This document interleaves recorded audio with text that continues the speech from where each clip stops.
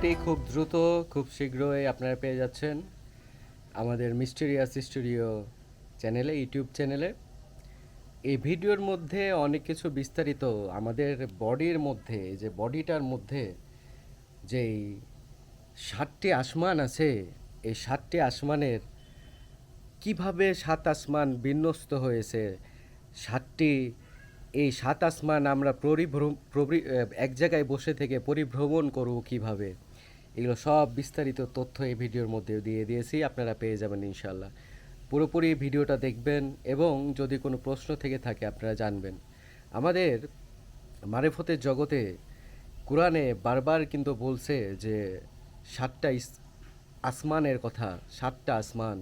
এই বিশ্ব ব্রহ্মাণ্ডে যে 7টা আসমান আছে, আমাদের এই বডির মধ্যেও কিন্তু 7 আসমানে বিভক্ত আছে। এই 7 আসমান কোনো কারণে যদি নেগেটিভভাবে ক্ষতিগ্রস্ত হয়, তাহলে এই 7 আসমান, আমাদের 7 আসমানের কারণে আমাদের শরীরে অসুখ বিসুখ এবং নানা ব্যাধি তৈরি করে। মানসিক আমাদের মানসিক অবস্থান বিভিন্ন রকমের পরিবর্তন এই 7 আসমানের কারণেই হয়ে থাকে। তো এই ভিডিওর মধ্যে আপনারা অনেক কিছু বিস্তারিত জানতে পারবেন এবং এই 7 আসমান পরিভ্রমণ করবেন কিভাবে, সেগুলোও জানতে পারবেন। তো আমাদের এই চ্যানেলটি যারা নতুন আছেন, আমাদের ইউটিউব চ্যানেল মিস্টেরিয়াস স্টুডিও, তারা অবশ্যই সাবস্ক্রাইব করে আমাদের সঙ্গে থাকবেন। ভিডিওটা খুব শীঘ্রই আমাদের এই চ্যানেলে আসতেছে।